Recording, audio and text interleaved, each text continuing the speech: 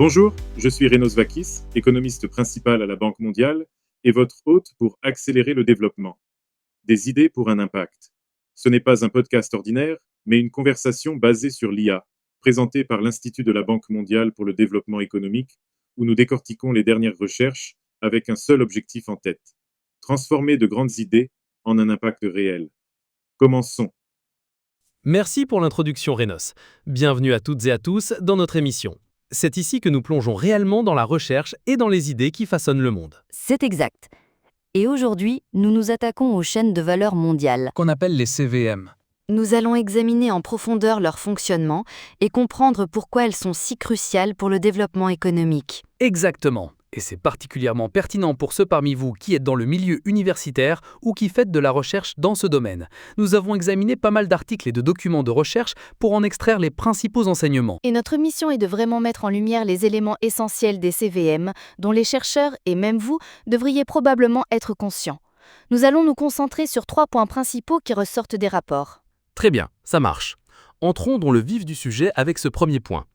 Comment ces CVM ont évolué, leur nature et l'impact de leur participation. Ouais, c'est toute une histoire.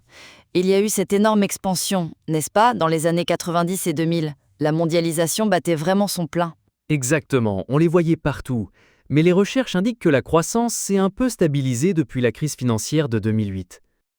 C'est la tendance, une baisse de la croissance mondiale globale, moins d'investissements, et nous n'avons pas vraiment vu de nouvelles poussées majeures de libéralisation du commerce comme avant. Ce sont apparemment les principales raisons pour lesquelles les choses ont un peu ralenti. Selon moi, ce qui est vraiment intéressant pour les chercheurs, c'est la différence que vous avez soulignée entre le commerce des CVM et le commerce international standard. Une distinction absolument essentielle. Le commerce des CVM ne se limite pas à l'expédition de produits finis. Il implique ce que la recherche appelle l'hyperspécialisation. L'hyperspécialisation. Ce qui signifie que les pays, voire les entreprises individuelles, se concentrent sur des étapes très spécifiques d'un processus de production beaucoup plus vaste. Et surtout, cela crée des relations durables et à long terme entre les entreprises concernées. D'accord, c'est donc plus profond que simplement de l'achat et de la vente. Beaucoup plus profond. Et c'est pourquoi les données suggèrent qu'il est beaucoup plus puissant pour stimuler la croissance et réduire la pauvreté que le simple commerce traditionnel. Et il y a des données là-dessus ? Ah oui, des chiffres assez convaincants. Nos sources suggèrent qu'une augmentation de seulement 1% de la participation au CVM peut augmenter le revenu par habitant de plus de 1%. Waouh, plus de 1%. Comparez cela au commerce standard, où la même augmentation vous donne peut-être un gain de 0,2%. Ça fait une grande différence. Ça fait une énorme différence. Et on peut voir ça se concrétiser dans des pays spécifiques. Absolument. Pensez à des pays comme le Bangladesh, le Cambodge ou encore le Vietnam. La recherche montre de véritables poussées de croissance lorsqu'ils sont passés de l'exportation de matières premières à la fabrication de produits manufacturés de base, souvent à partir de pièces importées. C'est ça la clé. Exact. Utiliser des intrants importés pour exporter quelque chose de plus transformé. Exactement. D'accord. Donc les CVM peuvent avoir un impact vraiment important. Le premier point l'explique clairement. La prochaine grande question pour les pays en développement et pour les chercheurs qui les étudient est donc comment s'impliquer concrètement ? Qu'est-ce qui permet de rejoindre et, idéalement, de progresser au sein de ces chaînes ? C'est ça. Quels sont les principaux moteurs ? La recherche met en évidence plusieurs facteurs importants. Premièrement, les dotations factorielles. Ce qu'un pays a naturellement. Comme les ressources ou la main-d'œuvre. Exactement. Pour ces premières étapes, comme l'assemblage de base, ce que nous appelons la participation rétroactive, le fait de disposer d'une main-d'œuvre abondante et peu qualifiée et d'un accès aux investissements étrangers est un grand avantage. À l'inverse, si vous exportez des matières premières, l'intégration verticale en aval, il est évidemment essentiel de disposer de ces ressources naturelles. C'est logique. Qu'en est-il de la taille du pays lui-même ? Est-ce que cela importe ? Effectivement. Les petits pays, presque par définition, ont tendance à davantage dépendre de l'importation d'intrants et de la vente sur les marchés étrangers. Donc pour eux, des concepts comme la libéralisation du commerce deviennent vraiment importants, car cela agrandit efficacement leur marché potentiel. Ah, d'accord. Donc, la politique peut surmonter les limitations de taille dans une certaine mesure. Et j'imagine que la géographie est aussi un facteur important. Un facteur énorme. Si vous êtes isolé, trouvez des moyens d'améliorer la connectivité avec de meilleurs ports, des routes, une infrastructure de communication, c'est crucial.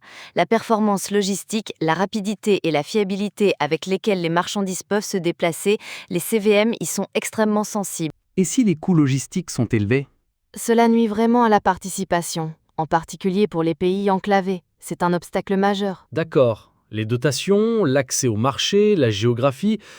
Qu'en est-il de l'aspect plus subjectif? Les institutions, la gouvernance. C'est d'une importance capitale. Des choses comme l'état de droit, des réglementations stables. La recherche suggère que l'adhésion à des accords commerciaux approfondis, ceux qui vont au-delà de la simple réduction des tarifs douaniers, et couvrent des éléments tels que les normes réglementaires, les procédures douanières, les droits de propriété intellectuelle. Exactement. Les accords commerciaux préférentiels. Oui, ces ACP solides peuvent en réalité contribuer à améliorer la qualité institutionnelle d'un pays au fil du temps, le rendant plus attractif pour les CVM. Si les contrats ne sont pas appliqués de manière fiable, par exemple, les entreprises leaders des CVM pourraient tout simplement s'abstenir de commercer. Je vois. Donc tout est lié en quelque sorte. Les accords commerciaux peuvent influencer les institutions nationales. Tout à fait. Et nous ne devons pas oublier le rôle de la technologie ici. La baisse massive des coûts du commerce au cours des dernières décennies, en grande partie grâce à la révolution des TIC, à Internet, qui a été un énorme catalyseur pour la diffusion mondiale des CVM. C'est logique, la communication et la coordination sont devenues beaucoup moins chères. Précisément. Et, bien sûr, l'investissement direct étranger, IDE. En particulier le type qui recherche l'efficacité.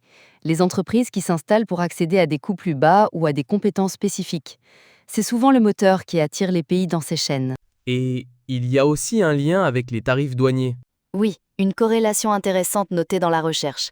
Les pays qui améliorent avec succès leur position au sein des CVM ont également tendance à voir leurs tarifs manufacturiers baisser de manière assez substantielle. D'accord. Ça résume le comment. Pour notre dernier point important, parlons d'améliorer le fonctionnement de ces CVM, pas seulement pour la croissance, mais d'une manière durable et qui inclut plus de personnes. Cela touche à l'environnement et à la société. Absolument. C'est là que tout se complique. D'une part, oui, plus de commerce signifie plus de transport maritime, potentiellement plus de déchets, des défis environnementaux clairs. Exact. L'empreinte climatique peut être significative. Mais d'un autre côté, c'est que la nature même des CVM, ces relations étroites et continues entre les entreprises, peut en réalité être une force positive pour l'environnement. Comment ça? Les entreprises leaders, les grandes marques au sommet, sont de plus en plus préoccupées par leur réputation, par les réglementations, par la pression des consommateurs. Donc, ils peuvent pousser leurs fournisseurs à se ressaisir en matière de propreté? Exactement. Ils peuvent encourager, voire exiger des méthodes de production plus respectueuses de l'environnement tout au long de la chaîne. La recherche mentionne des exemples comme Cytex au Vietnam, un fabricant de denim connu pour ses pratiques durables, en partie grâce à ses relations avec de grands acheteurs internationaux. C'est un angle optimiste. Qu'en est-il du côté social? L'inégalité va souvent de pair avec la mondialisation. C'est le cas, et c'est une préoccupation valable. La recherche reconnaît que la participation au CVM peut parfois accroître les inégalités de revenus au sein d'un pays. Souvent, cela est dû à un écart salarial croissant entre les travailleurs qualifiés et non qualifiés, car les emplois des CVM peuvent exiger davantage de compétences. Donc, une prime aux compétences émerge. Oui, et il peut y avoir d'autres problèmes comme des plafonds de verre potentiels pour les femmes dans certains emplois des CVM. Cependant, il est vraiment important de nuancer cela en notant que globalement, la participation au CVM est fortement associée à la réduction de la pauvreté. Nous l'avons constaté au Mexique et au Vietnam. Ce n'est donc pas tout blanc ou tout noir. Cela réduit la pauvreté globale, mais ça pourrait étirer la répartition des revenus. Cela semble être la réalité complexe dans de nombreux cas. Mais il y a un autre aspect social positif, le développement des compétences. À cause de ces relations étroites entre les entreprises, encore une fois? Exactement. Il y a beaucoup de potentiel d'apprentissage sur le tas, les entreprises leaders pouvant aider les fournisseurs à former leurs employés. Cet apprentissage continu est essentiel. Et cela rejoint la progression dans la chaîne, n'est-ce pas? Absolument. La recherche insiste vraiment sur ce point.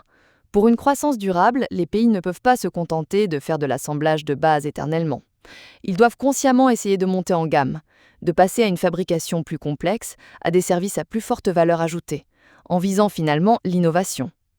La République tchèque est souvent citée comme un pays qui a réussi ce type de montée en gamme au sein des CVM européennes. Donc, la mise à niveau est essentielle pour des avantages à long terme.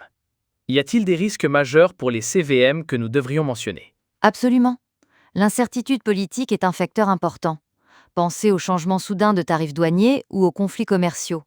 Ceux-ci peuvent sérieusement perturber la logistique finement réglée des CVM. Oui, ça les rend vulnérables. Tout à fait. D'un autre côté, des réglementations bien conçues, en particulier en matière de normes du travail, si elles sont correctement appliquées, peuvent en réalité améliorer les conditions de travail sans nécessairement nuire à la compétitivité. Le programme Better Work, géré par l'OIT et la SFI dans des pays comme le Vietnam, est un bon exemple mentionné dans la recherche. Donc, gérer les risques et maximiser les avantages plus larges nécessite une politique prudente et une bonne application. C'est un exercice d'équilibre constant. Cela implique des facteurs économiques, des considérations sociales, des impacts environnementaux et le paysage politique. Les chercheurs ont beaucoup de facteurs à analyser. D'accord. Essayons de récapituler rapidement pour nos auditeurs et auditrices, en particulier celles et ceux qui font de la recherche. Nous avons abordé 3 points principaux. Premièrement, l'énorme impact des CVM sur la croissance, même si cette expansion a ralenti, et à quel point cet impact est différent du commerce traditionnel. Exactement. Deuxièmement, nous avons examiné les éléments clés qui permettent au pays de rejoindre et de prospérer dans les CVM. Des facteurs tels que les dotations, l'accès au marché, la géographie, les institutions, la technologie et les IDE. Et troisièmement, nous avons évoqué les complexités, les défis et les opportunités pour faire en sorte que les CVM contribuent au développement durable et à une inclusion sociale plus large, y compris dans les aspects environnementaux, les inégalités, les compétences et l'importance de la mise à niveau. Exactement. Comprendre ces dynamiques, ces nuances, c'est vraiment essentiel si vous faites de la recherche sur le développement ou le commerce aujourd'hui, ou si vous conseillez des décideurs politiques. Absolument. Donc peut-être une dernière réflexion pour tout le monde. Compte tenu de toute cette tendance que nous observons, vous savez, l'automatisation qui prend de la vitesse, les discussions sur les CVM qui deviennent plus régionales en raison de la géopolitique, quelles nouvelles questions de recherche surgissent en particulier concernant la trajectoire à long terme des pays qui sont actuellement très intégrés? C'est la question à 1 million d'euros, n'est-ce pas? Comment les voies de développement évoluent-elles si la nature même des CVM se transforme fondamentalement? Cela nécessite assurément beaucoup plus de recherche. De quoi alimenter la réflexion, en effet. Bon, cela nous amène à la fin de cette analyse approfondie. Merci d'avoir animé la discussion. À toi, Rélos. Merci de vous joindre à nous. Vous trouverez le rapport complet sur notre site web en suivant le lien dans la description. N'oubliez pas de vous abonner pour être informé des prochains épisodes. Et avant de partir, comment comptez-vous mettre en pratique ce que vous avez appris? Quel sujet aimeriez-vous que nous abordions ensuite? Nous serions ravis de le savoir. À bientôt.